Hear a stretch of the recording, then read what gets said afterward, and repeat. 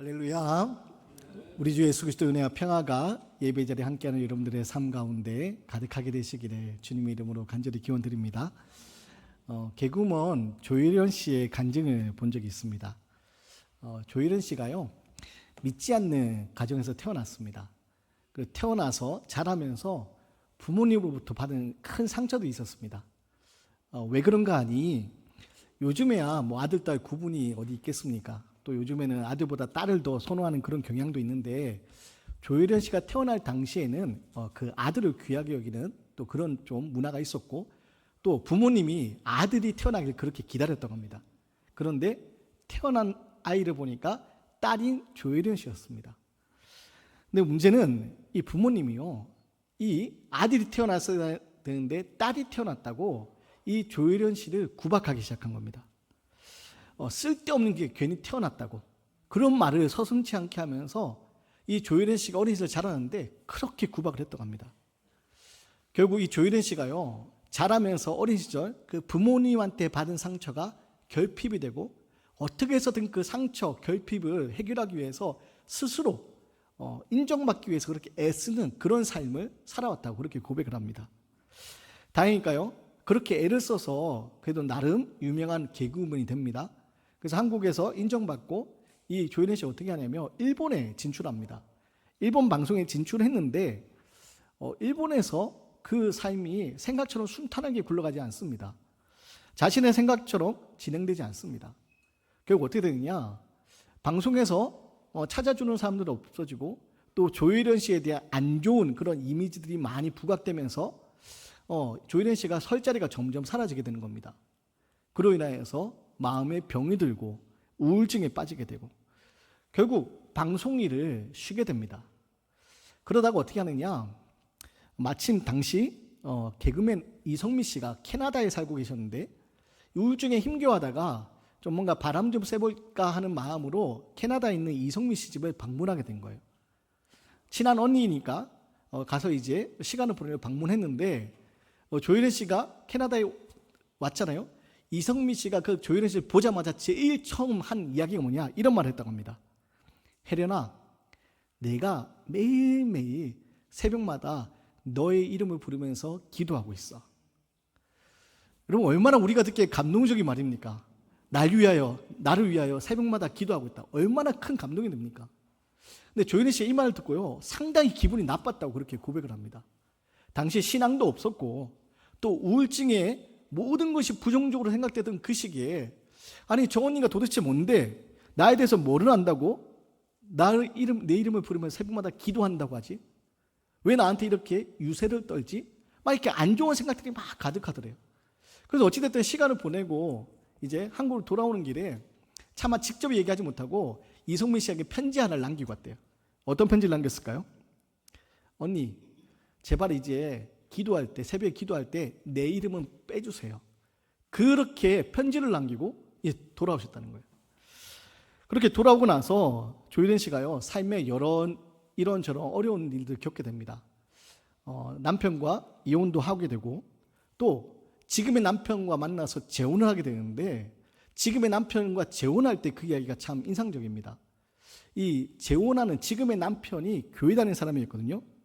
남편이 내건 결혼 조건이 하나 있는데 그게 뭐냐, 함께 교회를 다니는 것이었다고 합니다. 그래서 이 조혜련 씨가 흔쾌히 그러면 교회 나가겠다, 신앙은 없지만 교회 나가겠다 하고 남편과 함께 한 3개월 정도 교회를 다녔대요. 주일 예배 나와서 뭐 신앙은 없으니까 그냥 앉아있다가 돌아가고, 그 남편과 함께 이렇게 교회를 다니다가 하루는 이 남편이 자기하고 같이 기도를 하자고 그러더래요, 집에서. 그래서 뭐 같이 기도하자고 하니까 알겠다고 함께 기도를 하는데, 남편이 막 눈물을 흘리면서 막 자신을 위해서 기도를 해주더래요, 그 앞에서.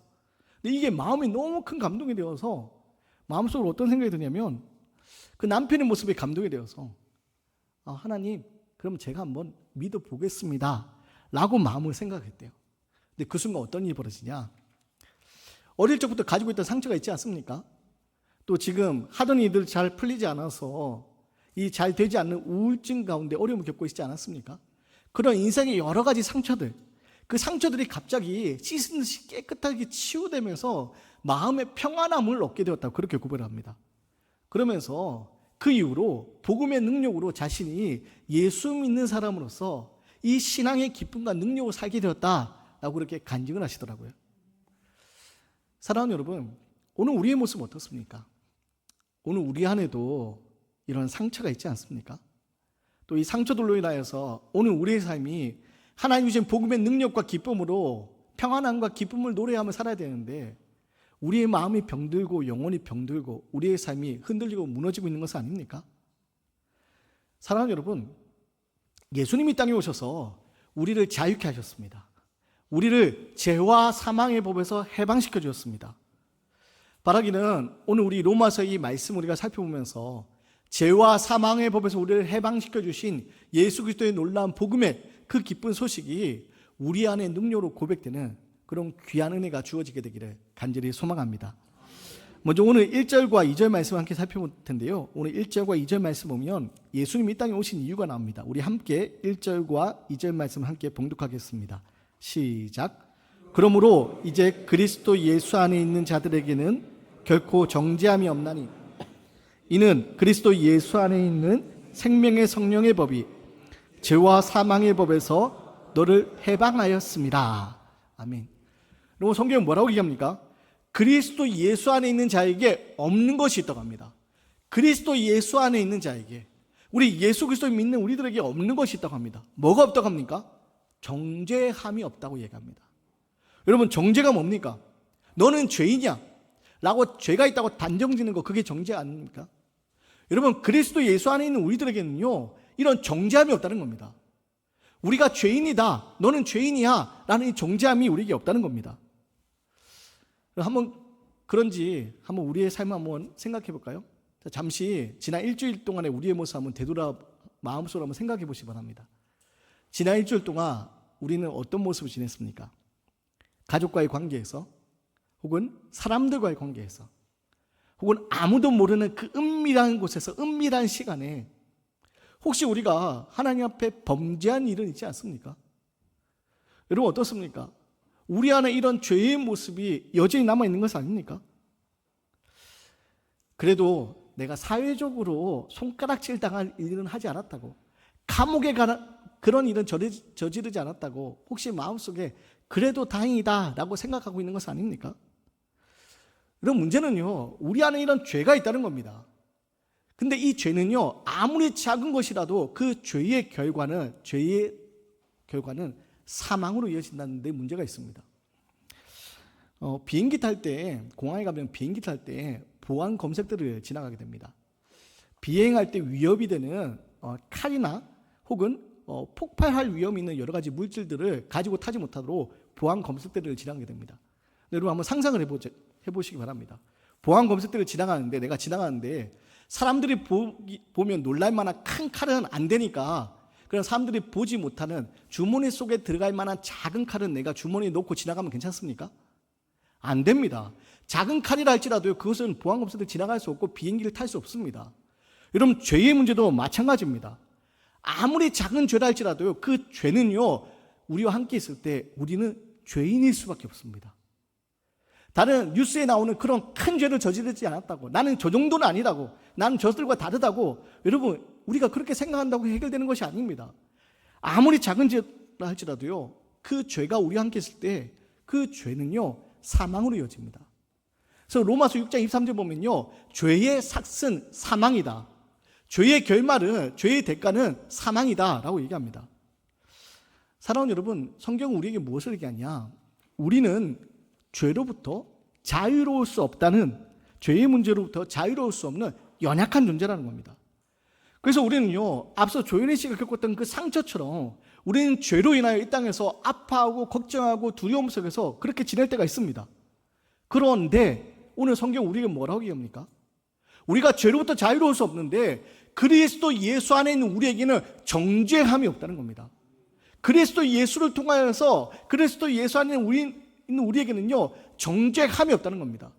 여러분 예수 그리스도를 통하여서 우리는요 죄인임에도 불구하고 의인으로서, 의롭다 여겨주신 은혜를 고백할 수 있는 의인으로서 살아갈 수 있는 믿음의 능력을 얻게 되었다는 겁니다. 예수님이 왜 오셨습니까?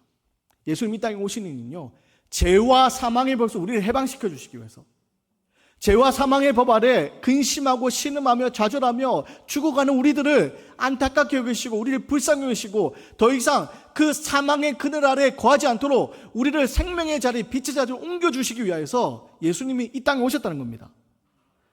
그래서 예수님께서 나의 죄를 대신하셔서 십자가에 매달려 죽으셨습니다. 나의 죄로 내가 사망에 이르러야 되는데, 나의 죄를 내가 그 삭슬, 사망, 죽음을 치러야 되는데, 예수님이 나의 죄를 대신하여 십자가에서 대속하셔서 그 죄를 갚아주셨다는 겁니다. 그리고 예수님이 대신 죽으신 것에서 끝나는 것이 아니라 다시 부활하셔서 우리를 초청하신다는 겁니다. 영원한 생명의 자리로, 영원한 생명의 성령의 법 아래 살아갈 수 있도록 우리를 인도하고 계신다는 겁니다. 사랑하는 여러분, 예수님이요, 죄와 사망의 법 아래 신음한 우리들을 영원한 생명의 성령의 법 아래 살아갈 수 있도록 우리를 초청하고 계십니다. 바라기는 이 예수님의 놀라운 초대에 응하시고, 여러분, 하나님의 자녀로서 그리스도 예수 안에서 정죄함이 없고 그리스도 예수 안에 주어지는 하나님의 놀라운 은혜, 그 기쁨을 고백할 수 있는 자녀되는 권세를 얻게 되시기를 주님의 이름으로 간절히 기원드립니다. 페리 노블 목사님이 쓰신 해방이라는 책에 그 페리 노블 목사님이 딸과 이야기하는 장면이 나옵니다. 그 내용을 잠깐 소개해드리면, 이 페리 노블 목사님이 차를 운전하고 하다가 뒷좌석에 앉아있는 어린 딸에게 목사님 질문합니다. 얘야, 아빠가 널 사랑하는 걸 아니? 그 뒷좌석에 있는 딸이요, 대답을 합니다. 네, 알아요. 목사님이 다시 묻습니다. 아빠가 널 얼마나 사랑할까? 그러면서 그 차 안에 있는 룸밀러로 뒷좌석에 있는 딸을 지켜보는데 딸이 이렇게 대답합니다. 이만큼요. 큰 아빠가 나를 이만큼 사랑한다고, 크게 사랑한다고 그렇게 대답을 합니다. 근데 목사님 다시 질문해요. 그래, 그런데 아빠가 너를 왜 사랑하는지는 아니? 딸이요, 그 질문에 대답을 못합니다. 아빠가 자기를 사랑하는 것도 알겠고 아빠가 얼마나 사랑하는지 아냐고 물었을 때 이만큼 사랑한다고 크게 아주 날 많이 사랑한다는 것도 대답할 수 있는데, 아빠가 널 왜 사랑하는지 아니? 라는 그 질문에 눈만 끔뻑끔뻑하면서 대답을 하지 못합니다. 이 목사님 뭐라고 이야기하셨을까요? 목사님 이렇게 이야기합니다.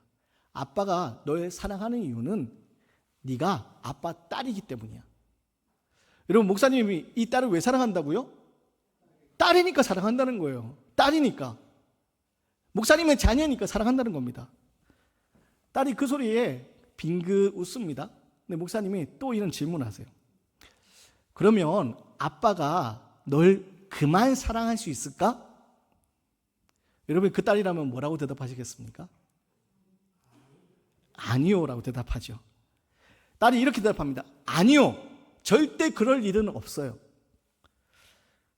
이 목사님이 다시 묻습니다. 왜 그렇지? 딸이 대답합니다. 저는요, 항상 아빠 딸이니까요. 항상 아빠 딸이니까, 항상 아빠로부터 사랑을 받는다고 그렇게 이야기를 하는 겁니다. 여러분, 페리 노블 목사님이 이것이 바로 우리 그리스도인이 하나님과의 관계에서 자녀된 권세라는 겁니다. 우리가 이 땅 살아가면서 실수할 때도 있고, 이 땅 살아가면서 우리가 하지 말아야 될 잘못을 저지를 때도 있고, 우리의 연약함이 있습니다. 우리의 부족함이 있습니다. 우리의 제된 모습이 있습니다. 그런데 하나님 우리를 사랑하시고 우리를 자녀 삼아 주셨기 때문에, 하나님의 자녀들 우리들, 그 하나님의 자녀이기 때문에 하나님의 사랑 안에 거할 수 있다는 겁니다. 하나님의 사랑이 우리 가운데 거한다는 겁니다. 사랑하는 여러분, 그렇기 때문에 우리는요, 더 이상 죄와 사망의 법 아래 신음하는 존재가 아니라, 여러분, 우리가 잘못을 저지를 때도 있고, 지난 한 주간 우리의 모습을 돌아볼 때 우리가 하지 말아야 될 그 자리에 선 적도 있고, 아무도 모르는 은밀한 시간, 그 시간 하나님을 범죄한 시간들도 있겠지만, 그럼에도 불구하고 우리 하나님의 자녀이기에 우리는요, 하나님의 사랑 안에 거할 수 있다는 겁니다. 영원한 생명의 법 아래 거할 수 있다는 겁니다. 그래서 성경이 이렇게 증언합니다. 누구든지 주의 이름을 부르는 자는 무엇을 얻는다고요? 구원을 얻으리로다. 누구든지 주의 이름을 부르는 자는 하나님과의 자녀된 권세를 얻고 하나님의 자녀된 권세로서 구원을 얻게 된다는 겁니다. 사랑하는 여러분, 하나님 우리를 사랑하십니다. 우리가 하나님 앞에 잘해서가 아니라, 우리 하나님 앞에 큰 믿음이 있어서가 아니라, 우리 하나님 앞에 칭찬받을 만해서가 아니라, 하나님 우리를 자녀 삼으셨기 때문에 하나님 우리를 사랑하신다는 겁니다. 하나님 먼저 우리를 죄와 사망의 법 아래 신음하고 있는 우리들을 불쌍히 여기셔서 우리에게 찾아오시고 이 땅에 찾아오셔서 우리를 위하여 대신 죽으시고 그 죄의 삭스를 치러주시고 대속하여 주시고 그 죽음 가운데서 또 부활하셔서 우리의 영원한 부활의 자리, 생명의 자리로 우리를 인도하신다는 겁니다. 바라기는 이 놀라운 복음의 기쁜 소식이 저와 여러분 가운데 고백되어지게 되기를 간절히 소망합니다. 사랑하는 여러분, 우리는요 하나님의 큰 사랑 아래 거하는 하나님의 자녀들입니다. 그렇기 때문에 이 땅에서 죄와 사망의 법 아래 살아가는 사람들이 아니라 생명의 성령의 법 아래 살아갈 수 있는 자녀되는 권세를 누리시게 되기를 주님의 이름으로 간절히 기원드립니다. 그런데 문제는요, 하나님 우리를 이렇게 사랑한다 말씀하시고 자녀 삼아주시고 죄와 사망의 법이 아니라 생명의 성령의 법 아래 우리를 거하도록 우리를 인도하시고 초청하시고 살게 하셨는데 우리는 여전히 죄와 사망의 법 아래 살아가려고 하는 그런 안타까운 모습이 있다는 겁니다. 여러분, 죄와 사망의 법 아래 우리는요 자꾸만 육신을 따르는 삶을 살아갑니다. 무엇을 먹을까, 무엇을 마실까, 무엇을 입을까 염려하지 말라 그렇게 말씀하셨는데 우리는 어떻게 합니까? 이 땅에서 자꾸 육신의 문제로 인해 근심하며 살아갑니다. 먼저 그 나라와 그의 의를 구하라 그리하면 이 모든 것을 너희에게 더하시리라 약속해 주셨는데 우리는 어떻게 합니까? 먼저 그 나라와 그의 의를 구하는 건 관심이 없습니다. 이 땅에서 어떻게 하면 내가 편안하게 지낼 수 있을까? 우리는 자꾸 이 땅의 문제에 관심을 가지고 또 이 땅의 문제가 해결되지 않으니까 우리는요 여전히 염려와 근심 속에 살아갑니다. 여러분, 그래서 오늘 우리는 6절과 7절 말씀을 잘 기억해야 됩니다. 우리 6절과 7절 말씀을 함께 읽어보겠습니다. 6절과 7절 말씀 함께 읽습니다. 시작. 육신의 생각은 사망이요 영의 생각은 생명과 평안이니라. 육신의 생각은 하나님과 원수가 되나니 이는 하나님의 법에 굴복하지 아니할 뿐 아니라 할 수도 없습니다. 아멘. 여러분, 여기서 말하는 육신의 생각이 무엇입니까? 주님의 뜻이 아니라 나의 뜻대로 살아가는 삶, 하나님의 뜻이 아니라 나의 뜻을 이루어가는 삶, 욕망을 따라 살아가는 삶, 바로 그것이 육신의 생각입니다. 즉 하나님의 말씀에 순종하지 않고 불순종하며 살아가는 삶, 바로 그것이 육신의 생각입니다. 근데 여러분, 성경 우리에게 무엇을 끊임없이 얘기하냐? 우리의 삶은요 하나님께 불순종하는 삶이 아니라 순종하는 자녀되는 삶을 살아야 되면서 성경이 끊임없이 우리에게 증언합니다. 여러분, 구약 성경 한번 떠올려 보십시오. 애굽에서 신음하고 노예로 신음하고 있는 히브리인들의 소리를 하나님께 들으십니다. 그리고 어떤 일을 행하십니까? 애굽에서 노예 생활하고 히브리인들을 건져내십니다. 구원하십니다. 출애굽하십니다. 출애굽의 놀라운 일을 행하시면서 이 히브리인들을 이스라엘, 이 하나님의 거룩한 민족, 거룩한 나라로, 제사장 나라로 하나님을 세우고자 행하셨습니다. 이스라엘과 언약을 맺으시고 그 언약을 이루어 가셨습니다. 근데 이스라엘 어떻게 합니까? 끊임없이 하나님의 말씀에 순종하지 않습니다. 끊임없이 불순종하며 우상을 찾아 우상을 섬기게 되고요, 이 땅의 문제, 이 땅의 문화를 쫓으며 끊임없이 하나님부터 등을 돌리고 살아갑니다. 그때 하나님 어떻게 하십니까? 자녀 삼으셨지만, 택하셨지만 하나님이 이스라엘이 잘못된 길로 자꾸 나아가니까 이들을요 징계하십니다. 정죄가 아니라 징계하십니다. 여러분, 하나님의 징계가 우리에게 임할 때 있습니다. 불순종의 길로 나아갈 때, 죄와 사망의 길로 나아갈 때 하나님 우리를 징계하십니다. 마치 우리의 자녀들이 잘못된 길로 걸어갈 때 부모들 이들을 어떻게 합니까? 그 자녀들 잘못된 길로 가는 자녀들 불러 세우다가 그 길로 가면 안 된다고 야단치지 않습니까? 마치 그와 같습니다. 하나님이요 우리를 징계하십니다. 잘못된 길로 갈 때, 하나님의 말씀 순종하지 않고 불순종의 길로 죄와 사망의 법으로 나아갈 때 하나님 우리를 징계하십니다. 여러분, 그래서 하나님 우리를 징계하시면서 하나님의 말씀 안에 순종하는 삶을 살도록 우리를 끊임없이 인도하십니다. 그렇다면 오늘 지금 우리의 모습 어떻습니까? 오늘 우리는 하나님 말씀에 순종하며 살고 있습니까? 아니면 불순종의 길을 걸어가며 육신의 생각을 따라 걸어가며 하나님의 징계 안에 있습니까? 여러분, 그래도 나는 주일 예배의 자리에 나와서 하나님 앞에 예배하고 있으니까 믿지 않는 자들은 난 낫다 라고 그렇게 생각하고 계십니까? 나는 저들과 다르다고 그렇게 생각하고 계십니까? 여러분, 우리의 기준은요 세상 사람들과 달라야 됩니다. 요즘 유행하는 프로그램 중에 흑백 요리사라는 프로그램이 사람들에게 아주 큰 화제가 되고 있죠. 저도 끝까지 보지 못했지만 몇 편을 좀 봤는데요. 그 흑백 요리사라는 프로그램을 보면 요리하는 사람들이 나와서 경연을 합니다. 그리고 심사위원들이 그 경연에 참여한 요리들을 판단해서 이제 통과를 시키고 또는 이제 불합격으로 탈락을 시키는 그런 장면이 나오는데, 그 심사위원이 백종원과 안성재라는 그 두 사람이 나옵니다. 백종원 선생님이야 뭐 우리나라 사람들이 다 워낙 유명하신 분이니까 차치하더라도 이 안성재라는 분을 제가 이번에 처음 알게 됐는데, 이분이 아주 인상 깊더라고요. 이분이요 대한민국 최초로 미슐랭 3스타를 받은 셰프입니다. 유명한 셰프인데 이분이 심사를 하는데요 아주 엄격하게 심사를 합니다. 근데 그 심사의 기준이요 조금 다릅니다. 모든 사람이 엄격하게 하는 것이 아닙니다. 평생 급식을 만든 그 어르신한테는요 그 음식에 대해서 칭찬을 하면서 아주 후한 점수를 주지만, 자기와 같이 그 다이닝 식사를 만드는 그 파인 다이닝 고급 요리를 만드는 사람들은요 엄격한 기준을 세웁니다. 이 사람들에게는 자기가 엄격하게 심사해야 된다고 보다 더 엄격한 기준을 내세웁니다. 제가 그것을 보면서요, 우리는 하나님 보시기에 어떤 모습을 지내고 있을까? 여러분, 우리는요 하나님 우리에게 생명의 성령의 법을 허락하셨다고, 우리는 구원받았다고 자꾸 우리는요 하나님이 우리를 바라보시는 그 사랑의 이야기만 하면서 지금 자꾸 우리의 신앙이 하나님 보시 엄격하게 서려고 하는 것이 아니라 그냥 그대로 지나치려는 그런 안타까운 모습이 있습니다. 그런데요 여러분, 우리의 신앙은요 하나님 보시기에 더 엄격해야 됩니다. 예수님 공생의 기간에 활동하셨던 모습을 떠올려 보시기 바랍니다. 예수님이 가난한 사람들, 세리들, 창녀들, 그 죄인들, 그들과 함께 먹고 마시면서 그들의 친구가 되셨습니다. 근데 그들에게는요 한 번도 예수님이 독서를 내뱉지 않으셨습니다. 그들에게 죄가 있다고, 너희들의 잘못이라고 예수님 한 번도 그런 말씀하지 않으셨습니다. 그런데 여러분, 당시 종교 지도자들, 바리새인들, 여러분 그들에게 예수님 어떻게 하셨습니까?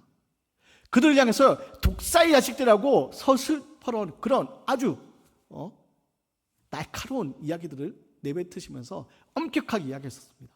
무엇이 다릅니까? 기준이 다른 겁니다. 여러분, 처음 신앙생활 하는 분들이 주일 예배에 참석하는 거, 그것마도 얼마나 감사한 일입니까? 그런데 신앙생활 이제 10년이 지나고 20년이 지나고 직분이 있는데 주일 예배 드리는 것만 나는 만족하면, 여러분 그것이 괜찮겠습니까?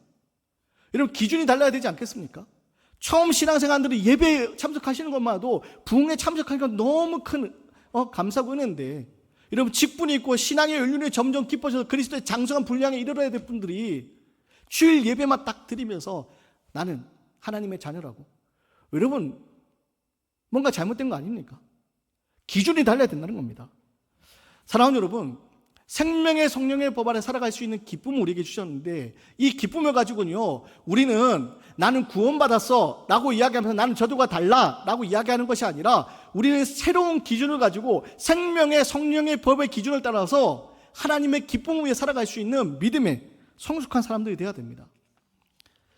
특별히 여러분, 이를 위해서 우리 안에 있는 사망의 법 아래 있던 우리의 부정적인 모습들 다 내려놓으시고, 오직 생명의 성령의 법 아래서 우리를 새롭게 하신 하나님의 놀라운 은혜를 고백하며 믿음으로 나아가는 그런 하나님의 사람 되시길 바랍니다.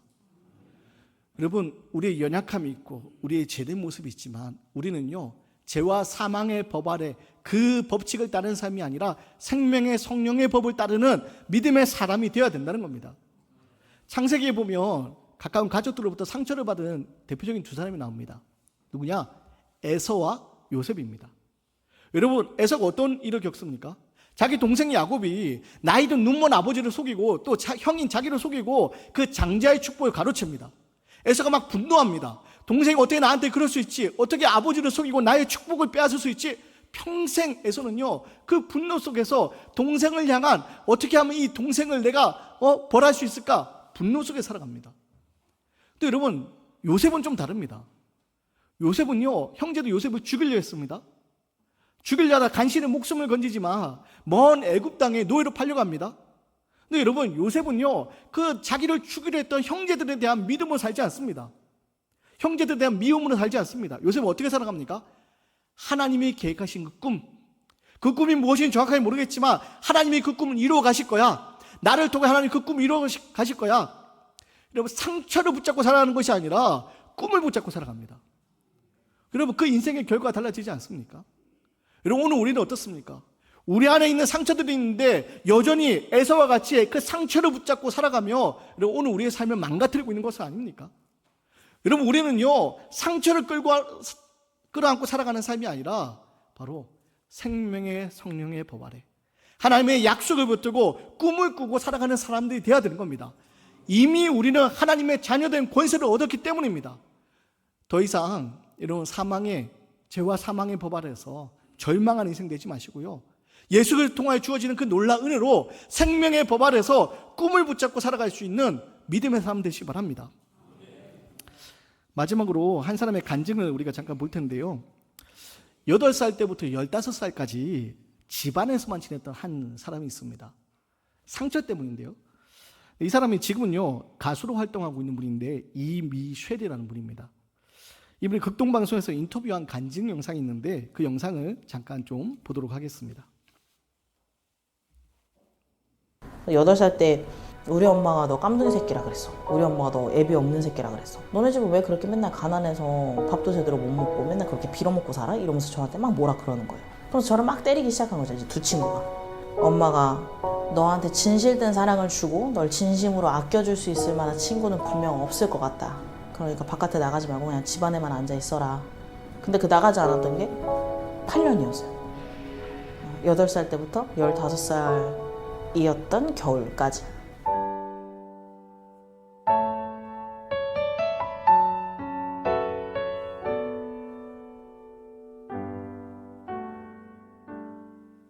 그냥 친구들이 한 번 이렇게 놀고 있으면은 아이들네 엄마가 와서 저런 애들이랑 놀지 말라고, 더러워진다고, 만지면 더러워져 라는 그 친구들의 어머님들이 하시는 그 말씀을 듣고서 이게 다른 사람들한테 실제로 진짜 묻어지는 건가? 그럼 지워지기도 하나? 물로도 한번 지워보려고 한 경우들도 있기도 했었고요. 사실 그냥 상처가 그냥 내재된 상태로 8년을 한 것 같아요. 그러니까 나가면 안 돼라기보다 나갈 수 없어 라는 마음이, 사람들에게 보여지면 안 돼 라는 생각도 좀 있었고. 근데 그러다가 제가 15살이었던 해, 2005년 12월 24일 작은 언니는 그 어렸을 때부터 계속 다녀왔던 그 교회를 한 번도 빠짐없이 계속 나갔어요. 계속. 근데 갑자기 저한테 하는 얘기가 교회를 같이 가재요. 근데 그때 무슨 생각이 들었냐면 무섭다라는 생각이 들었어요. 사실 처음에는 교회에도 사람들이 있을 텐데 그 사람들도 나한테 더럽다고 하지 않을까? 그 사람들도 나를 피하지 않을까? 사실 그 두려움보다 더 크게 다가왔었던 거는 사람을 만나고 싶다라는, 사랑을 하고 싶고 사랑을 받고 싶다라는, 관심이 필요해라는 그 마음이 더 컸었던 것 같아요. 그래서 이제 용기를 내서 언니 손을 잡고 8년 만에 이제 첫 외출을 한 거죠. 청년부에 이제 저희 작은 언니 이제 친구들이 와가지고 막 관심과 막 따뜻한 말들을 막 퍼붓는데 엄청 이상했어요, 제 마음에. 이게 뭐지? 이런 생각이 막 들고 있을 무렵에 나무로 만들어진 십자가를 제가 마주하게 된 거예요. 근데 그때 십자가를 딱 보자마자 무슨 생각이 들었냐면, 아, 내가 교회에 나와야 되겠구나 라는 생각이 갑자기 들었어요. 사람들은 뭔가 갑자기 무언가를 하게 되면 귀신에 올렸다고 이야기를 하지만 저는 진짜 하나님한테 올린 것 같아요. 그때 성령께 올린 듯이 배를 누르신 거예요. 막 열어라, 문 열어라, 나다, 문 열어라. 근데 그때 이게 뭐지? 놀래서 문 연에 그 연 문에 갑자기 훅 들어오셔서 다 해결을 해버리신 거예요. 여전히 힘들었어요. 생활은 여전히 힘들었지만 마음이 바뀌었던 것 같아요.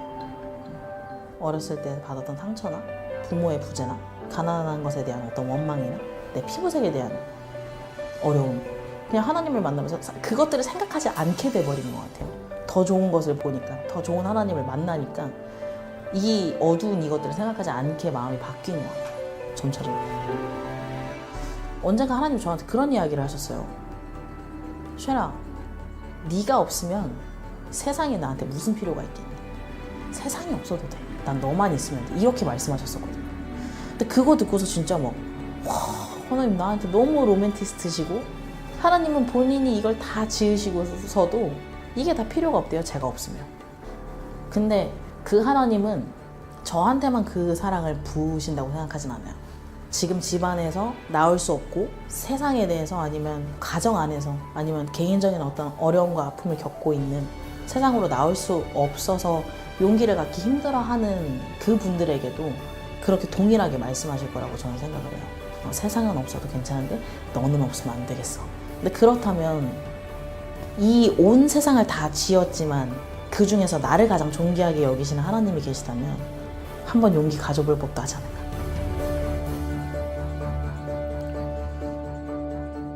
여러분 영상을 보셔서 짐작하시겠지만 이분이 혼혈아로 태어났습니다. 뱃속에 있을 때 어머니 아버지가 이혼을 하시고요. 아프리카계 흑인이셨던 아버지가 한국을 떠납니다. 그래서 어머니가 4남매를 키우시는데 여러분 얼마나 어려움이 많았겠습니까? 가난에 허덕이가 됐고요. 또 그 피부색 때문에 어려운 일을 많이 당합니다. 친구들 어느 날 갑자기 와서 막 때리면서 엄마가 깜둥이랑 놀지 말랬다고 막 이러면서 더러운 거 묻는다고. 그게 큰 상처가 됐던 거예요. 그 상처 때문에 어머니가 집안에 있으라고. 그 말 가운데서 집안에서만 8년이라는 세월을 허송 세월을 보내게 됩니다. 근데 어떻게 됩니까? 그냥 언니가 교회 가자. 그 말 한마디였을 뿐인데 교회 가자 그 말 한마디 혹시 하는 마음에 따라 나섰다가 거기서 하나님을 만나게 돼요. 여러분 어둠 가운데 있던 이 사람이요 빛 가운데 나아가서요 하나님의 자녀는 존귀한 권세를 누리게 되고요 더 이상 자기의 외적인 생김새나 자기의 삶의 문제가 더 이상 문제가 되지 않게 되었다고 고백을 합니다. 여러분 이게 바로 예수 그리스도를 통하여 우리에게 주어지는 생명의 성령의 법 아래 살아가는 삶의 방식입니다. 바라기는 이 자리에 있는 저와 여러분 모두가 우리 안에 어떤 아픔과 어떤 어려움인지 저는 다 알지 못하지만 더 이상 죄와 사망의 법 아래 살아가는 삶이 아니라 생명의 성령의 법 아래 살아갈 수 있는 놀라운 자녀된 권세, 그 은혜를 통하여서 여러분 어둠으로부터 해방되는 그런 놀라운 복된 삶을 살아내게 되시기를, 또 그 일을 증거하고 증언하는 믿음의 삶을 살아내시기를 주님의 이름으로 간절히 기원드리겠습니다.